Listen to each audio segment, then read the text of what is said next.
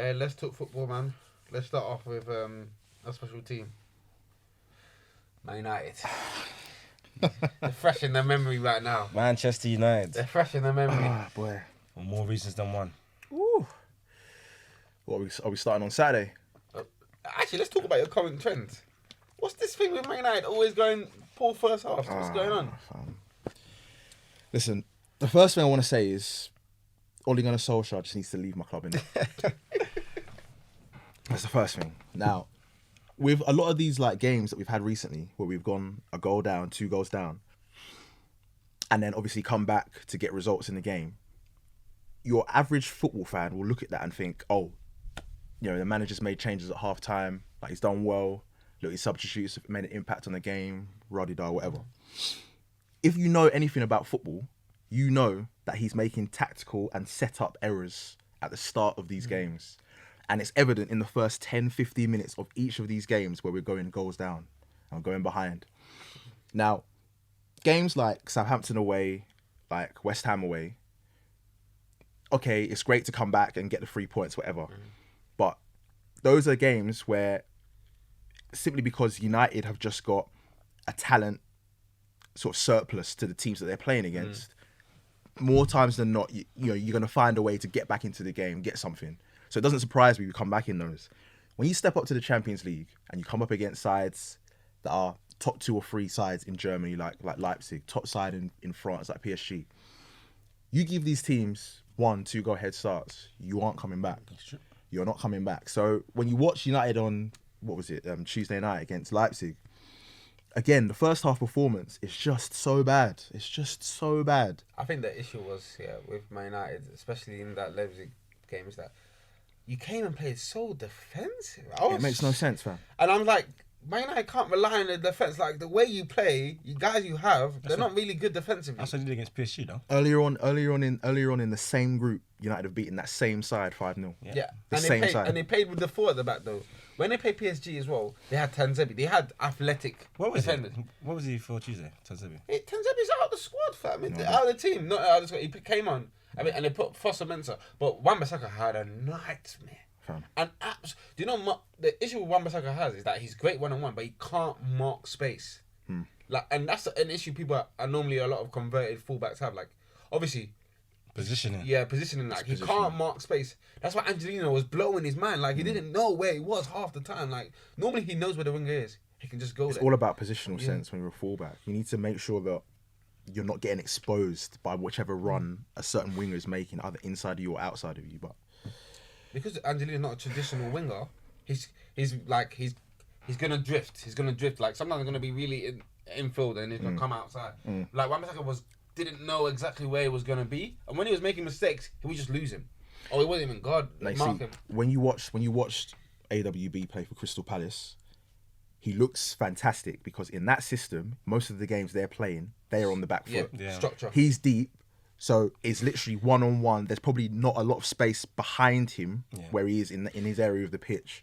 So, and if you've got someone like Wilfried Zaha as your teammate, and he's saying, I can't beat this guy one-on-one, he's probably going to look very good against most wingers that come up against him in that system.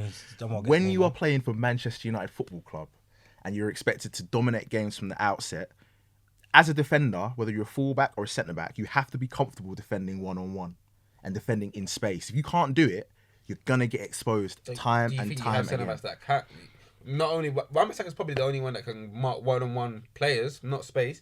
But your centre backs, I do not trust them. They can't do that either. Yeah. They can't do it either. Harry Maguire he can't shift his feet quickly enough when dealing with strikers that are quick and nimble around him. He can't shift his feet quickly enough. So again, with like playing for Leicester, system suits him. They play 3 at the back. Play for England, they play 3 at the back. Leicester play 4 at the back. But both those systems deep. Balls come into the box, heads it away, fine. He's protected by probably 1 or 2 DMs in front of him. There's not, you know, he's never really exposed. When you're Man United centre back, how many times did Rio Ferdinand have to defend one-on-one during like United's glory? Do you know what I mean? If you're not able to do it at this level, but Vidic did it. He wasn't really quick. But Vidic mentally was very, very good. And plus, the way that even Liverpool do this, the way those defenders did, because one of them has speed. one of them will drop. The centre backs complement each Yeah, other. and then complement, and then one of them will be the more aggressive one. Centre backs true. complement each other. That's one of the issue reasons with why Arsenal's centre back pairing, when it was Koscielny and Marlon, both of them were aggressive centre backs. Not one of them knew how to play the covering role, so they never played well together. But when it was a Mertesacker, because Mertesacker he's a bit more knowledgeable of the position, that's why they were better partners suited to Mertesacker than they were to the. Even going back to Campbell and Kolo Toure. Yeah, so one of them sometimes it's the dynamic of the centre backs. I always said that as well. For Harry Maguire, for him to be close to his best, he needs an athletic centre back next to him. Lindelof is not that athletic centre back. But Lindelof's been better than Maguire this season. I'm not saying he hasn't, but They don't complement each other.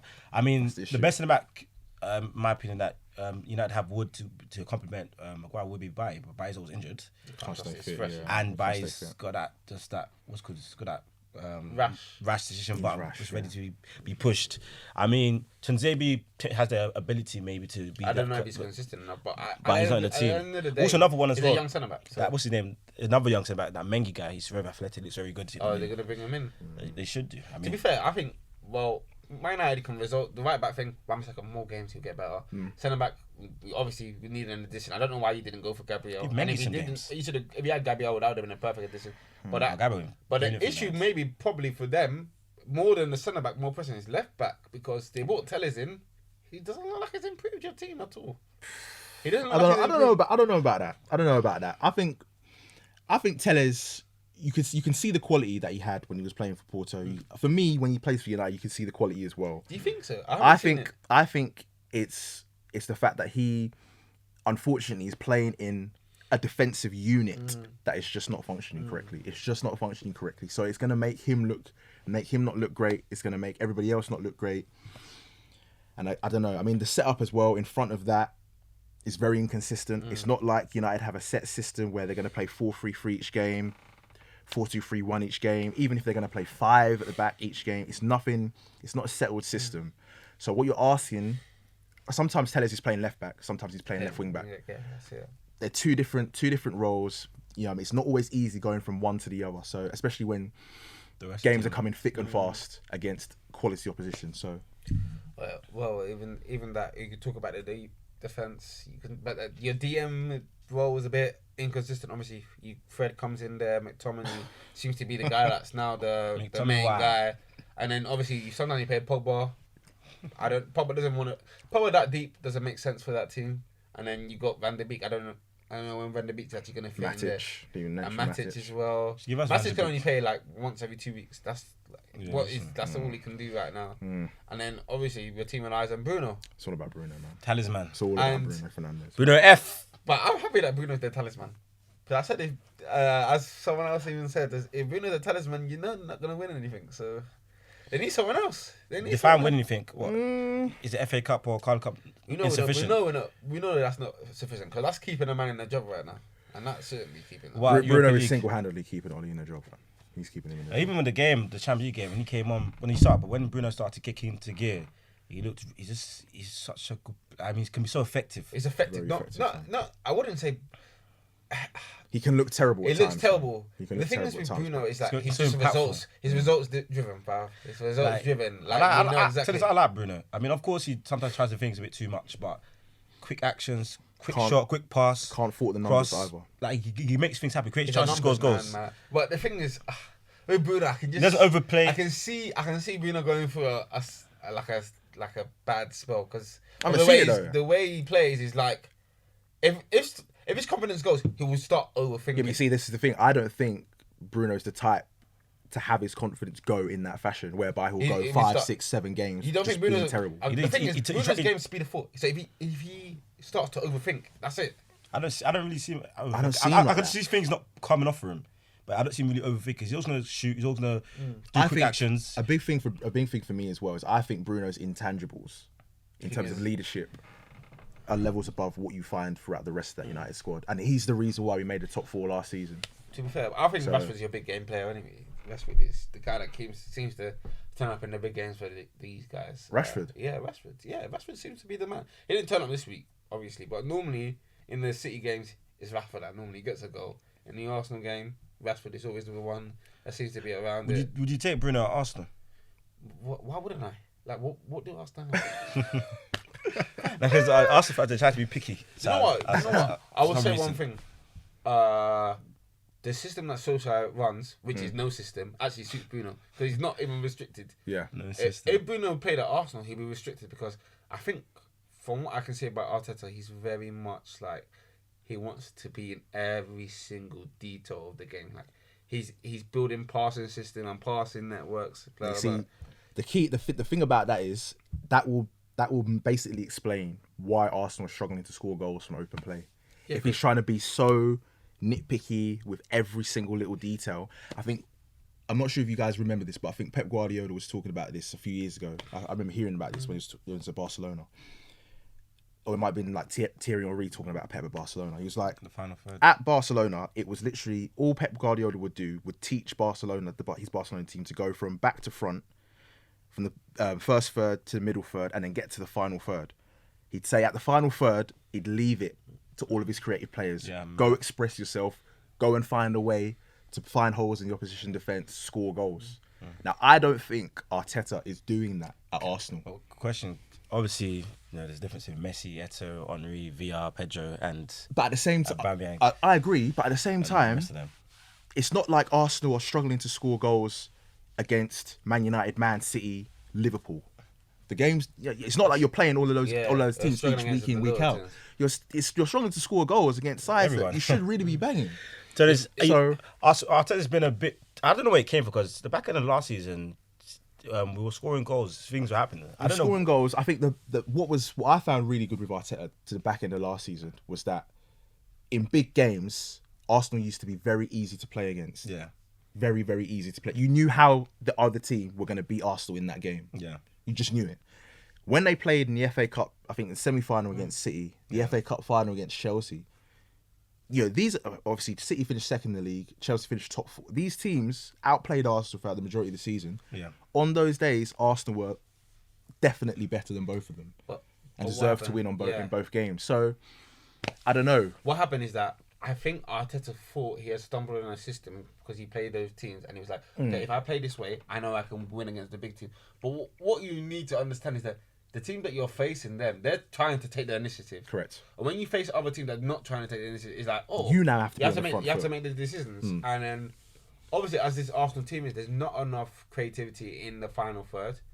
And the game is very structured to go down one side of the pitch. We're trying to get the ball to the left. Yeah. Because that's where the players are. That's where Tierney is. That's where Saka is. That's where Aubameyang normally goes to. And then when a team figures that out, like, if you go down if we stop Arsenal on the left, like, Arsenal have no idea. And you go to Willian on the other side, and Willian doesn't actually look like he has a clue, like, if he's playing football these days. Willian. And then through the centre, like, you're relying on Ceballos, Xhaka. And then you're playing Willock sometimes. These men they're not it. Like, I know a lot of people like Ceballos because it's just he's Spanish. If his name was like Kenny, his surname was like Danny Kenny, bro, you'd be saying, what's this man doing? That's another one of the things that I think over the last 4 to 5 years, even me, like, looking at it, I can't even put my finger on it. How have Arsenal gone from that squad that they had under Wenger from about 2013 to 2016? That Arsenal squad: Ozil, Giroud, Alexis Sanchez, Ramsey. Even Wilshere was in there. I think you had Rosicky as well. Even Song, all of these guys. How have you gone from that to a squad now where, if I say Aubameyang, Gabriel, Leno? Oh, Leno, no. Leno is a... You wouldn't count Leno as a quality player? Leno is a question mark right now. So it's just Aubameyang and Gabriel? It's Aubameyang and Gabriel and Partey. That's it. That's the three. And Saka's a building block. He's a bit too young though. I would say Arsenal... The quality of the squad's gone. What's his name? We should have kept Martinez. I would say we should have kept him. Yeah, we should have kept him. Well, hopefully... Well, to be honest, we have to rely a bit heavily on Martinelli as well. And he's a young boy too. You know what happened to Arsenal is that we got away from the small type of creative player. And then we started to get on. It's weird because we went and got unathletic players, which the league is not trending to. Like, teams that were winning were athletic. And then Arsenal went and bought Xhaka. You went and bought Lacazette. You went and bought Mustafi. You went and bought Socrates. These men are not athletic.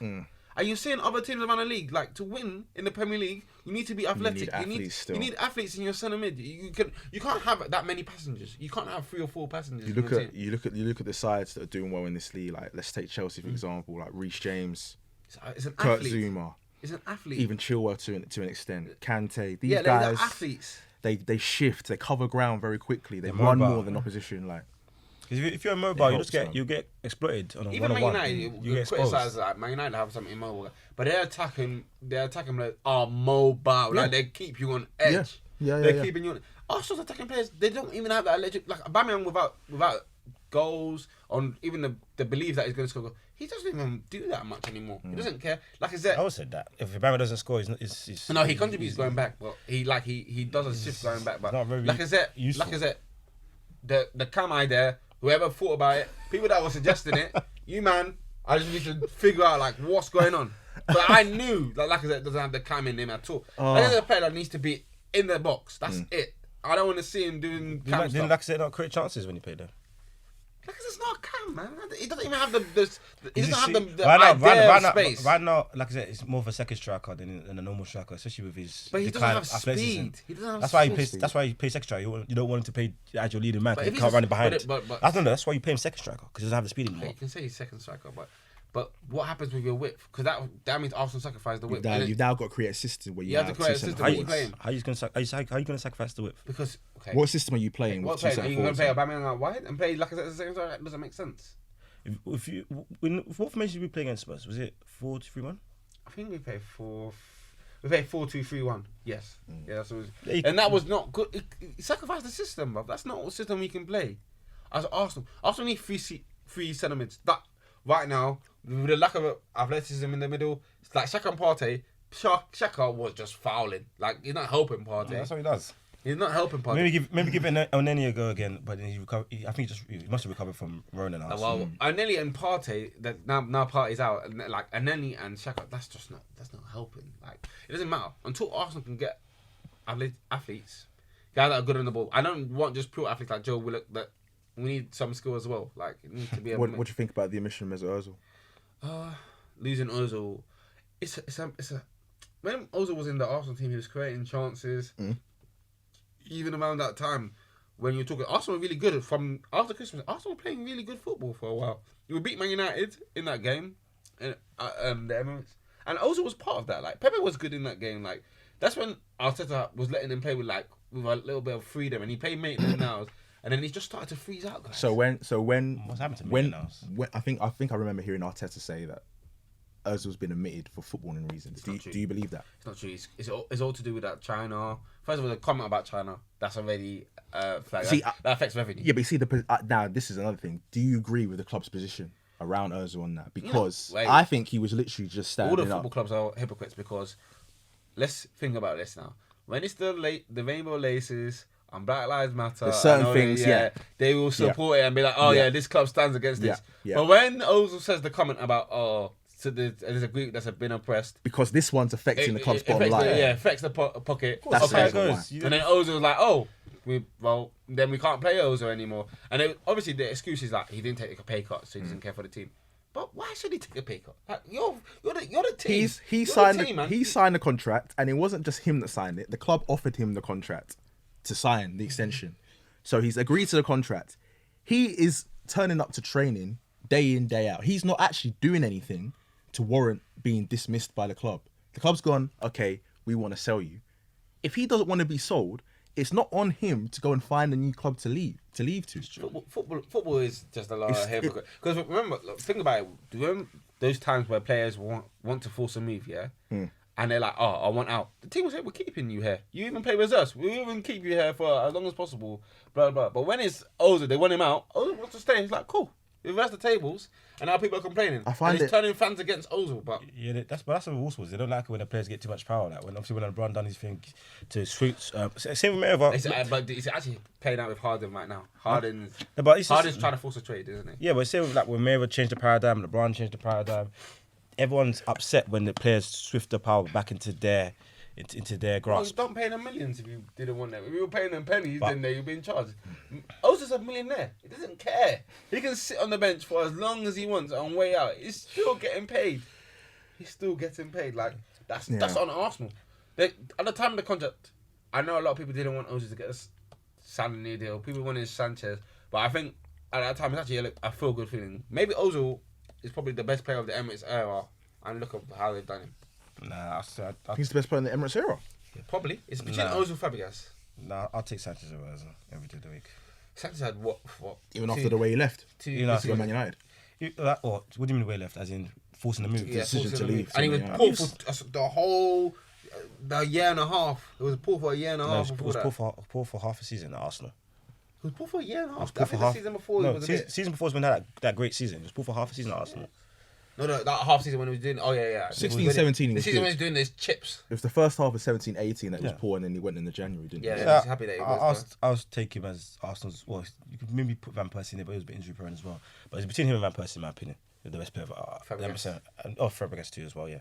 Best player of Emirates season. In that case, Fabregas might take it. I mean, I'm not an Arsenal fan, but Fabregas take it. But then Alex Sanchez and them guys, they won FA Cups. They won a trophy. They won trophies, true. But Ozil's been there.